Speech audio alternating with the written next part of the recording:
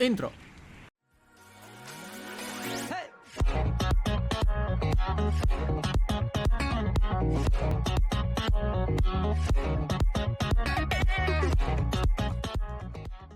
Allora, iniziamo con i materiali che ci servono per fare questo veicolo slash mongolfiera, chiamatela come volete, che sono appunto questi qua che vedete nell'inventario. Ovvero avremo bisogno di 8 polveri da sparo, 4 spaghi, 5 verghe di legno, 4 di legno flesso, 4 tessuti di seta, 9 torce e del legno generale. Io ne ho preso una stack, ma probabilmente ne servirà di meno. Iniziamo nel costruire una scala temporanea e mettiamo una fila di pavimento, dopodiché metteremo una fondamenta dinamica. In questo modo potremo mettere da sotto due propulsori piccoli, mettiamoli ai lati, cercate di metterli il più parallelo possibile. Fatto ciò potrete già rompere questa specie di fondamento temporaneo.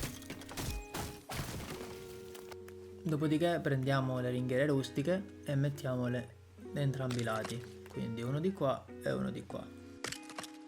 Per gli altri due lati invece dovremmo metterli in modo un po' più rialzato e ne mettiamo anche qua uno da un lato e uno dall'altro.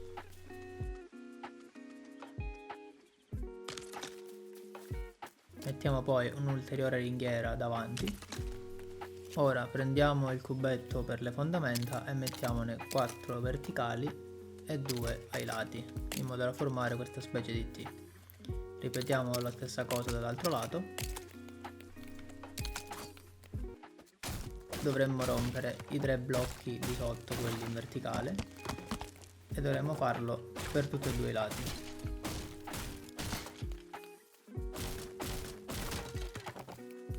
Prendiamo il propulsore piccolo e mettiamolo uno di qua e uno dall'altro lato.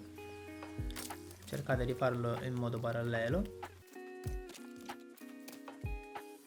Prendiamo nuovamente il pezzo di fondamenta quadrato e mettiamone 2 al centro. Prendiamo poi la striscia da pavimento da 6 e mettiamola sopra. Fatto ciò, volendo potrete lasciarla anche così. Io per comodità, siccome voi ti devi spostare, gli sto mettendo un ulteriore pavimento sopra. Potete farlo come volete, il pavimento a vostro piacimento. Io mo lo sto facendo bianco, ma comunque su per giù potete farlo come volete voi. L'unica cosa, fate attenzione che il pavimento sia allineato con le due ringhiere laterali, quelle rialzate, e non con le altre due, perché se le metterete a livello delle altre due si romperanno i due propulsori. Prendete 3 interruttori e dovete metterne uno a sinistra, uno al centro e uno a destra. Mettete poi un propulsore piccolo in basso al centro e infine dovrete mettere i palloncini piccoli, 2 da un lato e 2 dall'altro. Mettete anche questi nel modo più preciso possibile e avrete finito. Basterà premere quello al centro per partire e salire, mentre gli altri due serviranno appunto per girare. Come potete vedere è molto manovrabile, inoltre all'atterraggio non si romperà nulla. Vi ringrazio per aver visto il video. Vi invito ad iscrivervi e noi ci vediamo alla prossima. Ciao! Ma perché cazzo di bloccate ogni volta sta cazzo di porta, sti bot di merda?